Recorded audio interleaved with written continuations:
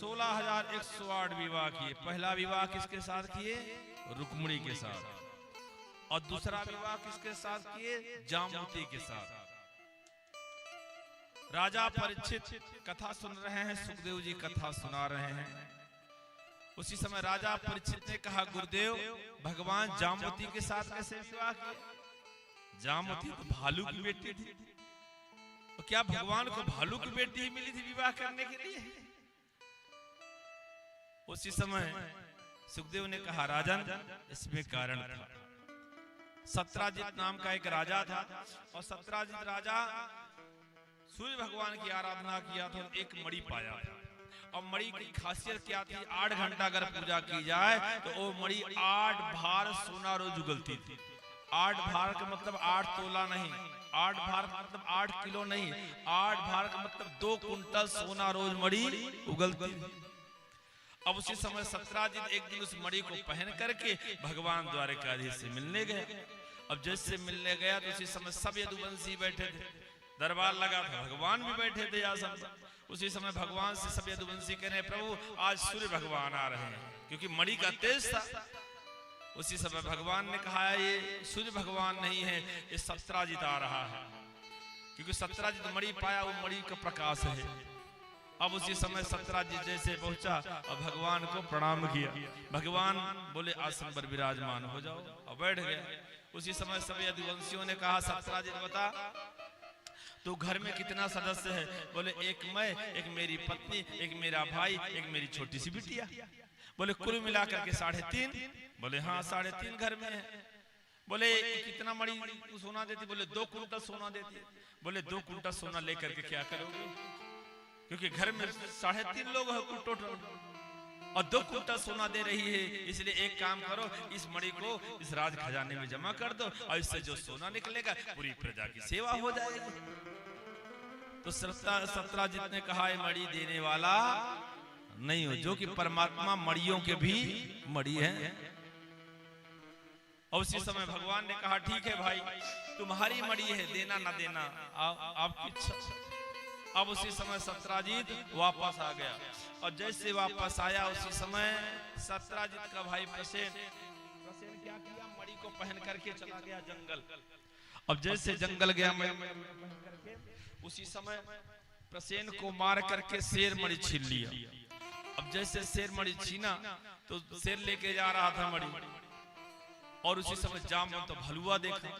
अब जैसे जामवंत तो भलुआ देखा तो शेर को मार करके मणि छीन लिया। अब उस मणि को ले जाकर के जामवंत अपने बेटी जामवती को दे दी। अब जामवती उस मणि को क्या समझे, खेल रही है। और इधर 5 दिन सत्राजित खाना पीना बंद कर दिया। तो सत्राजित की पत्नी ने कहा, बताओ ना, 5 दिन हो गया खा पी नहीं रहे हो, क्या कारण है? बोले, देवी बताने लायक नहीं है। और सही बताओ, मेरी माताओं से बता दो ठीक है, लेकिन ये कहना बताने लायक नहीं, 1 घंटा में पूरे गांव में प्रचार हो जाएगा। मैं बताया था ना परसों कथा में कि ये इनकी गलती नहीं है, धर्मराज विष्णु श्राप दिए हैं मेरी माताओं को, बिना बताए कभी मानने वाली। क्योंकि धर्मराज विष्णु जब सब कौरवों को पिंडदान कर रहे थे, उसी समय बगल में कुंती खड़ी थी। बोले, बेटा एक कर्ण के नाम से दान कर दो, पिंडदान। बोले, माँ ना मेरी जाति का, ना मेरे खानदान का, ना मेरे परिवार का। उसी समय कुंती ने कहा, बेटा वो तेरा सगा भाई था। और सगा भाई था उसी समय? बोले, कैसे सगा भाई था?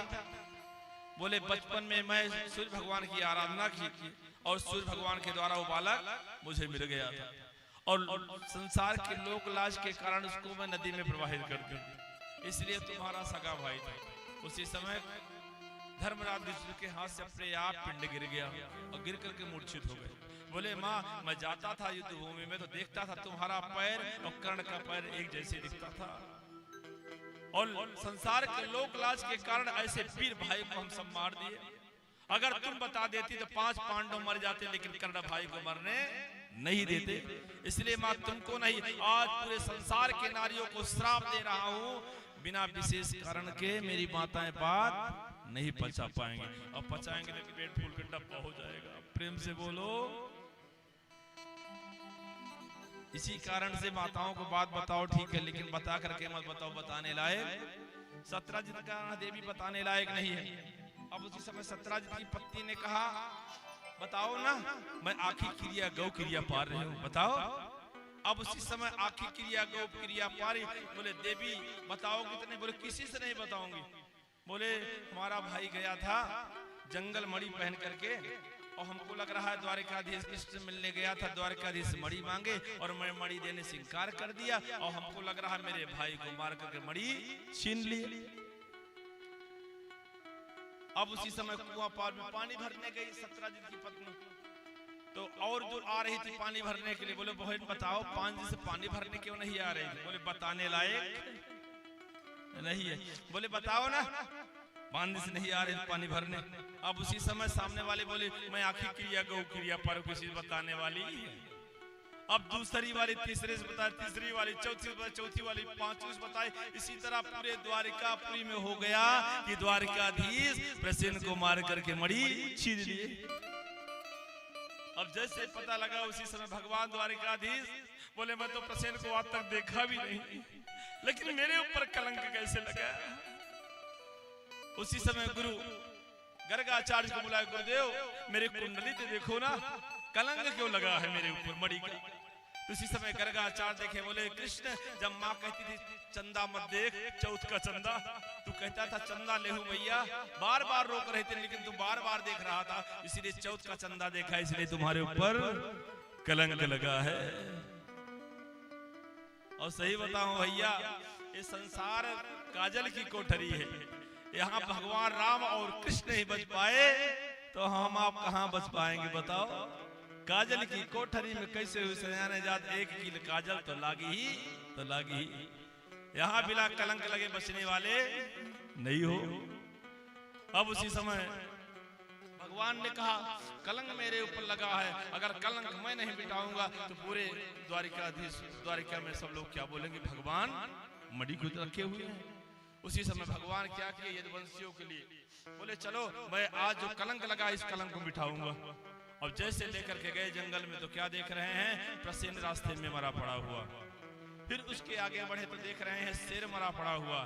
फिर उसके आगे बढ़े तो देख रहे हैं जामवंत भलुआ का शरण चिन्ह दिखा। फिर उसके आगे बढ़े तो देख रहे हैं एक बड़ी गुफा दिखी। तो भगवान यदुवंशी से बोले देख भाई मेरे पास मणि नहीं है, लेकिन मैं अंदर प्रवेश कर रहा हूँ इसके गुफा के अंदर और मणि लेकर के ही निकलूंगा। अब उसी समय यदुवंशी मुख्य द्वार पर खड़े हो गए गुफा के सामने, और भगवान अंदर जैसे प्रवेश किए उसी समय जामवती मणि को खेल रही थी। अब जैसे खेल रहे थे भगवान जैसे मणि को छीनना चाहे, उसी समय जामवती चिल्लाना चालू की। अब जैसे चिल्लाना चालू की उसी समय जामवंत आ गए। अब भगवान जामवंत और भगवान से 27 दिन तक युद्ध होता रहा, लेकिन ना भगवान परास्त हो रहे हैं ना जामवंत परास्त हो रहा है। उसी समय जामवंत ने कहा मेरे राम का वरदान है, मुझे कोई परास्त नहीं कर सकता। इसमें कारण जब भगवान राम रावण को मार करके वापस आए, उसी समय भगवान राम ने कहा कुछ वरदान सब कोई मांग लो। तो कोई कहा कि प्रभु आपके चरणों की भक्ति मिल जाए, कोई कहता कि मुझे आप अपना सेवक बना लो, कोई कुछ सबको वरदान दिए। लेकिन जब जामवंत का नंबर आया तो भगवान बोले जामवंत तू भी भाई कुछ वरदान मांग। बोले प्रभु मैं आपसे क्या वरदान मांगू, मैं लंका गया था लेकिन मेरे मुकाबले कोई वहां पहलवान नहीं मिला, बलवान नहीं मिला, और मैं खाली बैठा रहा। अगर देना ही चाहते मेरे राम जी तो हमसे तुमसे थोड़ा हो जाता कुश्ती कि देखते हो मेरे राम के अंदर कितनी शक्ति है। तो भगवान राम ने कहा भी मैं स्वामी हो तुम सेवक हो, और स्वामी और सेवक में युद्ध होगा तो दुनिया में लोग क्या कहेंगे। और अगर मेरी ताकत को देखना है तो कृष्ण अवतार में तुम जामवंत बनना, जब मेरे ऊपर मणि का कलंक लगेगा तो वही राम कृष्ण बन करके आऊंगा, और उसी समय ताकत देख लेना। तो बोले उसी समय जामवंत ने कहा आप कौन हो बताओ, क्योंकि मेरे राम का वरदान है मुझे कोई परास्त नहीं कर सकता। उसी समय भगवान कृष्ण रामावतार देखे, बोलो रामचंद्र भगवान की। अब जैसे दिखाए उसी समय जामवंत तो पहचान गया और भगवान के चरणों में लेट गया। उसके बाद जामवंत ने कहा प्रभु मैं तो आपको पहचान गया, लेकिन अभी तुम ये कुश्ती दोनों किए हैं, ना आप जीते हो ना मैं हारा हूं, अभी तो बराबर है, और जो जीतेगा वही मणि ले जाएगा। तो भगवान कृष्ण ने कहा अब तुमको पहचान गए, तुम मुझे पहचान गए, अब एक दूसरे को पहचान गए, तब कुश्ती लड़ने की जरूरत नहीं है। उसी समय जामवंत ने कहा मैं अपने स्वामी से कुश्ती किया हूं, युद्ध किया हूं, और स्वामी से कुश्ती किया हो तो प्रायश्चित का कोई उपाय दिख नहीं रहा है प्रभु, और प्रायश्चित का सिर्फ एक उपाय है, मेरी जामवती बेटी का विवाह अपने साथ कर लो। अब भगवान देख रहे हैं, विचार करो जामवती की बेटी कैसे होगी, काले काले शरीर, बड़े बड़े बाल, बड़े बड़े नाखून, बड़े बड़े आंखें, और भगवान देख रहे हैं। इसी समय जामवंत क्या किया, जामवती का हाथ उठाया और भगवान के हाथ में हाथ रख दिया, और रख करके मणि दहेज में दान कर दिया, और भगवान को प्रणाम करके वहां से चला गया। बोले प्रभु अब बेटी का विवाह कर दिया आपके साथ, अब मेरा प्रायश्चित हो गया, अब चल करके आपका मैं भजन करूं। अब भगवान सोच रहे हैं हमारे द्वारिकापुर में 16,108 रानियां हैं, और ऐसा क्यों जामवती को ले जाऊंगा तो वहां की नारियां क्या बोलेंगे, पानी पी पी करके हंसेंगे कि भगवान जहां जाते हैं काली कलूटी सबको उठा लाते हैं। अब उसी समय भगवान बोले जामवती प्रेम से बोलो, अब जामवती बोलना भी नहीं जाने, अब भालू की बेटी क्या बोलना जाने। भगवान कहे जामवती, बोले बोले तुम्हारे पिताजी ने कुछ कपड़ा उपड़ा दिया है, बोले बोले एक काम कर जामवती, क्योंकि तेरा ऐसा चेहरा कुरूप है, इस तरह द्वारिकापुर ले जाने लायक नहीं है। उसी समय भगवान क्या किए, जामवती को पैर में मोजा पहना दिए, पूरा शरीर ढक रहे हैं, अब पूरे शरीर में कपड़ा लपेट दिए, साड़ी, हाथ में दस्ताना पहना दिए और घूंघट मार दिए। बोले एक भी चेहरा दिखना नहीं चाहिए। अब घूंघट मार दिया। भगवान ने कहा देखना जामवती बोलना मत, बस एक काम करना, जब वहां जाओगी द्वारिका तो सब रानियां तुम्हारा पूजा करने आएंगे, आरती उतारने, तो वहां सिर्फ ही बोलना। क्या बोलेंगे प्रभु, बोले बस आगे हम सब काम बना देंगे। अब उसी समय भगवान जैसे जामवती को लेकर के गुफा से बाहर निकले, सब यदुवंशी खड़े हैं। यदुवंशियों से भगवान ने कहा देख भैया मैं तो मणि पा गया, और मणि के साथ साथ एक दुल्हन भी पाया हूं, और दुल्हन बहुत सुंदर है। उसी समय सब यदुवंशियों ने कहा प्रभु जहां जाओगे सुंदरी ही तो लाओगे ना। अब उसी समय भगवान सब यदुवंशियों के लिए और जामवती को लिए लेकर के कहां पहुंच गए, द्वारिकापुरी। अब जैसे द्वारिकापुरी पहुंचे उसी समय द्वारिकापुरी में बोले रुक्मिणी, बोले हाँ प्रभु, बोले आपकी एक बहन और आई है। बोले अच्छा, बोले बहुत सुंदर है, बोले इतनी सुंदर है कि द्वारिकापुरी में इस तरह कोई नारी नहीं है। बोले जहां जाओगे सुंदरी ही तो लाओगे। अब उसी समय रुक्मिणी महारानी बढ़िया थाली सजा के आई आरती करने के लिए। और जैसे अब भगवान कहे घूंघट मारे रहना, देखना घूंघट उठाना। अब जैसे आरती करने आई, आरती की, आरती करने के बाद अच्छा तो फूल ऊपर में चढ़ाई। बोले बहन कहां से आई हो। भगवान बोले देखना बोलना मत। बोले कहां से आई, बोले बोले तुम्हारा नाम क्या है, बोले बोले प्रभु कह रहे हैं कि तुम्हारे विवाह में तुम्हारे पिता ने मणि दान किए। बोले बोले इतना सुंदर हो अपना चेहरा नहीं दिखाओगी। बोले बोले द्वारिकापुरी में सबसे ज्यादा सुंदर हो प्रभु कह रहे हैं। बोले बोले सुंदरता का इतना अभिमान है बोलने वाली नहीं हो। बोले बोले इतना अभिमान है कि आप चेहरा नहीं दिखाओगी। बोले उसी समय रुक्मिणी महारानी को क्रोध आया। बोले जा मैं श्राप देती हूँ, जैसे 16,108 रानियां हैं उसी तरह जा तू भी हो जा। अब जैसे श्राप हुआ उसी समय भगवान ने कहा जामवती अब घूंघट क्यों मारी है, क्योंकि रुक्मिणी कौन है, लक्ष्मी है। और लक्ष्मी जैसे श्राप दी कि जा जैसे सब है उसी तरह तू भी हो जा। उसी समय जो ब्लैक कलर था व्हाइट होने लगा। भगवान ने कहा घूंघट फेंक दे पीछे, और जैसे घूंघट फेंकी पीछे परम सुंदरी हो गई। ऐसे ऐसे मेरे ठाकुर जी लीला करते हैं। अब जैसे विवाह जामवती के साथ आए और मणि पाए, मणि उसी समय सत्राजित को बुलाए, बोले मैं मणि लिया नहीं था, ये तो जामवत ले गया था मणि, लेकिन तूने मेरे ऊपर कलंक लाया, मणि मैं लेना नहीं चाहता है, मणि तू अपने पास रख। उसी समय सत्राजित ने कहा मैं मणि रखना नहीं चाहता प्रभु, आप मणि रखो। भगवान ने कहा जिस मणि के कारण मेरे ऊपर कलंक लगा है उस मणि को मैं रखने वाला नहीं हूँ। भगवान मणि वापस कर दिए। उसी समय सत्राजित सोचा कि भगवान के ऊपर कलंक लगाया हूँ और प्रायश्चित का कोई उपाय नहीं है, और प्रायश्चित का सिर्फ एक उपाय है, मेरी जो पुत्री है सत्यभामा, अगर इसका विवाह भगवान के साथ कर देता तो मेरा प्रायश्चित हो जाता। उसी समय कुमकुम पत्रिका भेजे और भगवान बारात लेकर के आए, और तीसरा विवाह सत्यभामा के साथ हो गया। और सत्यभामा के साथ होने के बाद भगवान द्वारिकापुरी से हस्तिनापुर चले गए चौपड़ खेलने के लिए। इधर सुधन्वा को अक्रूर भड़काए और सुधन्वा आकर के सत्राजित को मार दिया।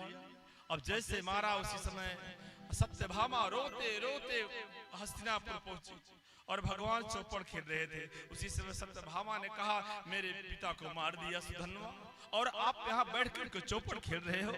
उसी समय भगवान सत्यभामा को पकड़ के इतना रोए कि सत्यभामा भीग गई। राजा परीक्षित पूछ रहे हैं सुखदेव से, गुरुदेव भगवान तो सच्चिदानंद है, सत्य माने अविनाशी, चित माने प्रकाश, आनंद माने आनंद, आनंद तो कभी रोने वाला नहीं है, तो भगवान क्यों रोए? बोले सत्यभामा का बाप मरा था, और अगर भगवान नहीं रोते तो क्या सोचती सत्यभामा कि मेरे पिता से कोई प्रेम नहीं था, इसलिए भगवान रोए। और भगवान जान रहे हैं कि पिता से ज्यादा प्रेम है, और सही बताऊं बिटिया को बाप से बहुत प्रेम होता ही है। उसी समय भगवान ने कहा कल शाम होने से पहले मैं सुधन्वा को मार दूंगा। प्रेम से बोलो, बोले मैं कल शाम होने से पहले मार दूंगा। और जैसे भगवान आए और सुधन्वा भग रहा था, भगवान उसी समय सुधन्वा को मार दिए, लेकिन मणि का पता न लगा। अब मणि का पता नहीं लगा तो उसी समय बलराम भैया को ये हुआ कि कन्हैया मणि रखा है, लेकिन मणि सोच रहा है दूंगा तो आधा बांटा देना पड़ेगा। सही बताओ भैया, धन कहाँ कहाँ लोगों को बुद्धि नहीं खराब कर देता, भाई भाई में विद्रोह पैदा कर देता है। इसलिए भगवान से ही प्रार्थना करो, हे ठाकुर जी ज्यादा धन मत देना, क्योंकि जहां धन आया वहीं मन में विकृति आना चालू हो जाती है। प्रभु से ही प्रार्थना करना चाहिए, प्रभु जी इतना दीजिए जामे कुटुंब समाज, मैं भी भूखा ना रहूं साधु न भूखा जाए। इतना धन देना प्रभु कि आने वाले अतिथियों का सम्मान हो जाए और मेरे परिवार का काम चल जाए, क्योंकि जहां ज्यादा धन आएगा वही पूरे घर में महाभारत मचेगा। आज भगवान के परिवार में बलराम को पता लगा कि वो कन्हैया रखा है और सोच रहा है कि मणि बताऊंगा नहीं, बांटा देना पड़ेगा। और जो कि मणि को अक्रूर जी रखे थे, उसी समय अक्रूर को बुलाया गया, बलराम भी खड़े थे, अक्रूर अपने खरौटा में छिपा करके रखे थे। और जैसे बुलाया गया अक्रूर को बोले हाथ उठाओ, और जैसे हाथ उठाए उसी समय खट्ट से घड़ी मणि नीचे गिर गई। बलराम बोले कन्हैया मेरे अंदर थोड़ा कुभाव उत्पन्न हुआ था, इसलिए क्षमा कर देना कन्हैया। अक्रूर को भगवान दंड दिए, बोले इस मणि को तुम रखो, लेकिन 8 घंटा पूजा करना और जो 2 कुंटल सोना निकलेगा राज खजाने में जमा कर देना, और पूरे राज्य की व्यवस्था होगी और इसी से प्रजा की सेवा होगी। और चौथा विवाह कालिंदी के साथ किए भगवान।